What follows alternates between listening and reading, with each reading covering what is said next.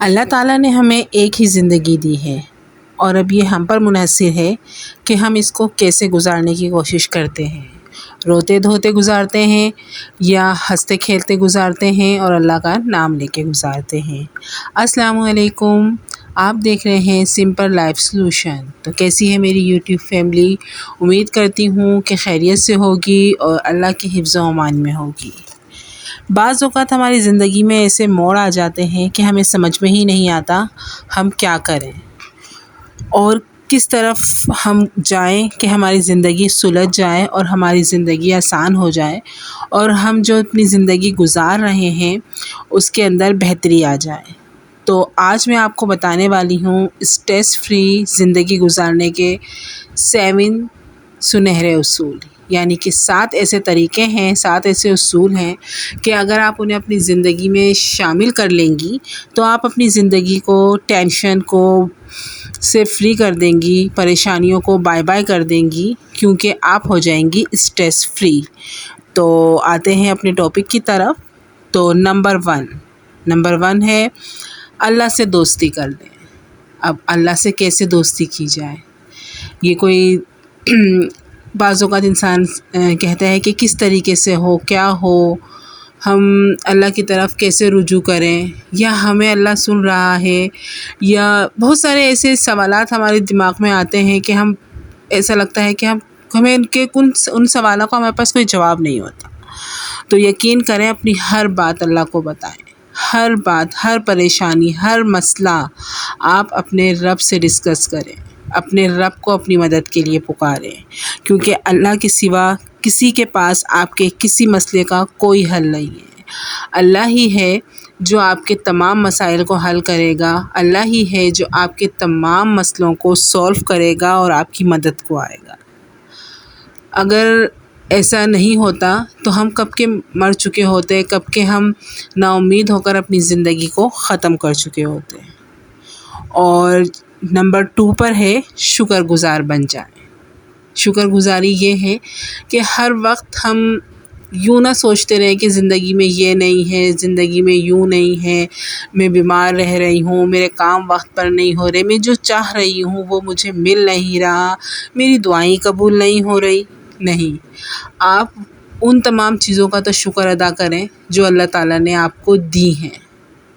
آپ گنتی کریں ان تمام چیزوں کی جو اللہ تعالیٰ نے آپ کو دی ہیں، تو یقین جانیں شکر الحمدللہ آپ کی زبان سے جاری ہو جائے گا۔ ایک سجدہ شکر آپ کی پیشانی پر سج جائے گا کہ جب آپ شکر ادا کرنا سیکھ جائیں گی ان تمام چیزوں کا جو آپ کو اللہ نے دی ہیں۔ پہلے ہم ان تمام چیزوں کا تو شکر ادا کریں کہ جو تمام چیزیں ہمارے اللہ نے ہمیں دی ہیں، اور اسی طریقے سے آپ اپنے لائف پارٹنر کی بھی شکر گزار بنیں کہ آپ کو اس نے جو زندگی دی ہے۔ دیکھیں، مکمل کسی کی بھی زندگی نہیں ہوتی، مکمل کسی کی زندگی نہیں ہوتی۔ ہر انسان کی زندگی میں کوئی نہ کوئی مشکل، کوئی نہ کوئی پریشانی ہوتی ہے، بعض کہہ دیتے ہیں، بعض سہ لیتے ہیں۔ تو اب یہ آپ پر ہے کہ آپ کہنے والی بنیں گی یا سہنے والی بنیں گی اور اپنی زندگی کو ایک مثالی زندگی بنائیں گی۔ تو اپنے لائف پارٹنر کا بھی شکریہ ادا کریں کہ اس نے آپ کو بہتر زندگی دینے کے لیے وہ کوشش تو کر رہا ہے، ہاتھ پہ ہاتھ رکھ کر بیٹھا ہوا تو نہیں ہے نا۔ اور چھوٹے موٹے مسائل، چھوٹے موٹے دکھ درد، یہ تو زندگی کا حصہ ہے، یہ تو زندگی کی خوبصورتی ہے، اسی سے تو پتہ چلتا ہے ہم زندہ ہیں، ورنہ تو ہماری زندگی ٹھہرے ہوئے پانی کی طرح ہو جاتی۔ تو اب آتے ہیں ہم اپنے پوائنٹ نمبر 3 کی طرف، یعنی جتنی چادر ہو اتنے پاؤں پھیلائیں، یعنی جتنی آمدنی ہے اس میں گزارا کرنا سیکھیں۔ اب اس بات کو لے کر ہم روتے رہیں کہ یار ہمارے پاس اتنے پیسے نہیں ہیں کہ ہم اپنی زندگی کو خوشحال بنائیں، ہم اپنی زندگی کو اپنی مرضی سے گزاریں، لیکن ہمارے پاس اتنے پیسے تو ہیں نا کہ ہم اپنی زندگی کو بہتر بنا سکتے ہیں۔ اور مسلسل کوشش انسان کو آگے بڑھنے میں بہت مدد دیتی ہے، اور جب رب تعالیٰ دیکھتا ہے نا کہ میرا بندہ مسلسل ناکامی کے باوجود بھی کوشش نہیں چھوڑ رہا، دعا نہیں چھوڑ رہا، تو بالآخر اللہ تعالیٰ نواز دیتا ہے، اللہ تعالیٰ آپ کو آپ کی منشا کے مطابق دے دیتا ہے۔ تو سب سے پہلے آپ نے کیا کرنا ہے، کوشش کرنا ہے، آپ نے ایک بجٹ مینجمنٹ تیار کرنی ہے، اور آپ نے جتنے آپ کے پاس پیسے ہیں آپ نے وہ سوچ سمجھ کے خرچ کرنے ہیں۔ فضول خرچی کو بالکل بائے بائے کر دینا ہے، اور فضول خرچی، اسراف تو ہمارے مذہب میں ویسے ہی ناپسندیدہ ہے، تو ان تمام چیزوں کو آپ کر دیں بائے بائے، اور اپنی جتنی بھی آپ کی انکم ہے اس کا بجٹ تیار کیجئے، اس کے مطابق اپنے گھر کو مینیج کیجئے، اسی کے مطابق اپنا کھانا پکانا، اپنا اوڑھنا بچھونا، پہننا اوڑھنا سب کچھ بنائیے۔ اور نمبر 4 پر آ جاتا ہے، پوائنٹ نمبر 4 ہے آمدنی بڑھانے کی کوشش کرتے رہیں۔ اگر آپ فریز ہو کر رہ جائیں گے نا تو آپ آگے نہیں بڑھ سکتی، بس کہ یہی پیسے ہیں، اسی میں ہی کرنا ہے، کچھ بھی نہیں ہو رہا، میں تو کچھ کر ہی نہیں سکتی، شوہر نے جتنا لا کر دے دیا اس میں گزارا نہیں ہو رہا، رونا دھونا، میکے والوں سے رونا، اپنے آس پڑوس میں رونا، یار گزارا نہیں ہو رہا، میرا میاں تو مجھے اتنے ہی پیسے دیتا ہے اور اس میں کیا کروں، گزارا نہیں ہوتا۔ تو اللہ تعالیٰ نے جس طرح آپ کے میاں کو ہاتھ پاؤں دیے ہیں، دماغ دیا ہے، ایک کام کرنے والا ہنرمند انسان بنایا ہے، تو آپ بھی ویسے ہی ہیں۔ اللہ تعالیٰ نے عورت کو میرا خیال ہے مرد سے زیادہ صلاحیتیں دی ہیں، کیونکہ عورت ایک نسل کی پرورش کرتی ہے۔ جب وہ ایک نسل پرورش کر کے آگے دے سکتی ہے معاشرے کو، تو کیا وہ اپنی انکم بڑھانے کے لیے کچھ نہیں کر سکتی؟ 4 پیسے کما نہیں سکتی وہ؟ عورت کے اندر بہت ساری خوبیاں ہیں، اپنی خوبیوں کو اجاگر کریں، اپنے آپ کو پہچانیں، اور کمر کس لیں کہ آج کے بعد رونا نہیں ہے اپنی کم آمدنی کو، بلکہ اس کو بڑھانے کے لیے کوششیں کرنی ہیں۔ آپ کے اندر جو بھی اسکل ہیں آپ اسے باہر نکالیں، تو آپ بہت بہتر زندگی کی طرف آگے بڑھنے لگیں گی، اور آپ کی زندگی کی پریشانیاں دھیرے دھیرے کم ہونے لگیں گی۔ اور پوائنٹ نمبر 5 ہے کاموں کو مقررہ وقت پر نپٹائیں۔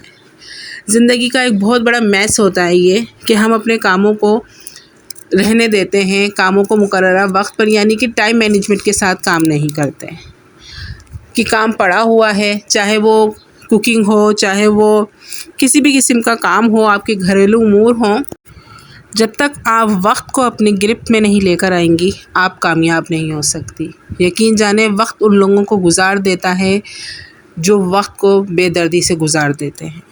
اس وقت کو کام میں لے کر آئیے، اپنی آمدنی بڑھانے کے لیے، اپنے گھریلو حالات اچھے کرنے کے لیے، اللہ کی شکر گزاری کے لیے، اللہ کی دوستی کے لیے، اور ایک محنت طلب زندگی کے لیے، کہ اس زندگی کے بعد آپ کو محسوس ہو کہ ہاں آپ کی زندگی میں بہت پازیٹیو چینج آیا ہے۔ تو کاموں کو مقررہ وقت پر کریں، ٹائم مینجمنٹ سیکھیں، اور ہر انسان کی ٹائم مینجمنٹ الگ ہوتی ہے۔ اگر آپ ٹائم مینجمنٹ کسی کو دیکھ کر نہیں آتی، اپنے گھر کے جو حساب کتاب ہوتا ہے نا اسی سے آپ نے ٹائم مینجمنٹ بنانی ہے، جو آپ کے گھر کے اوقات ہیں، جو آپ کے گھر کی روٹین ہے، آپ اسی میں رہ کر ٹائم مینجمنٹ کریں گی، کیونکہ ہر انسان کی روٹین، ہر ہاؤس وائف کی روٹین دوسری ہاؤس وائف سے الگ ہوتی ہے۔ میری روٹین اور آپ کی روٹین ایک جیسی نہیں ہو سکتی۔ پوائنٹ نمبر 6، اپنے بچوں کو سمجھیں۔ ٹینشن میں، پریشانی میں اپنے بچوں کو پیچھے مت چھوڑ دیں۔ ٹینشن میں، پریشانی میں اپنے بچوں کو اگنور مت کریں۔ بچے معصوم ہوتے ہیں، وہ ہر بیہیویئر نوٹ کرتے ہیں۔ اپنے بچوں سے دوستی کیجیے، آپ کی دوستی آپ کے بچوں کو بہترین اعتماد دے گا، انہیں اچھی پرفارمنس زندگی میں کرنے کے لیے آگے بڑھائے گا۔ تو اس چیز پر، کیونکہ ہماری پوری زندگی ہی اسی بات پر منحصر ہے کہ ہم نے اتنی محنت جو ہم کر رہے ہیں وہ اس لیے کر رہے ہیں، چاہے وہ ہماری آمدنی بڑھانے کے لیے ہو، چاہے گھر کی مینجمنٹ ہو، کچھ بھی ہو، کہ ہمارے بچے اچھے طریقے سے پل جائے، ہمارے بچوں کی تعلیم و تربیت اچھی ہو جائے۔ تو اس کے لیے ضروری ہے کہ آپ اپنے بچوں سے اپنی کمیونیکیشن اچھا کریں، آپ اپنے بچوں کو اعتماد دیں، آپ اپنے بچوں سے دوستی کریں، ان کے دل میں کیا ہے آپ وہ جاننے کی کوشش کریں۔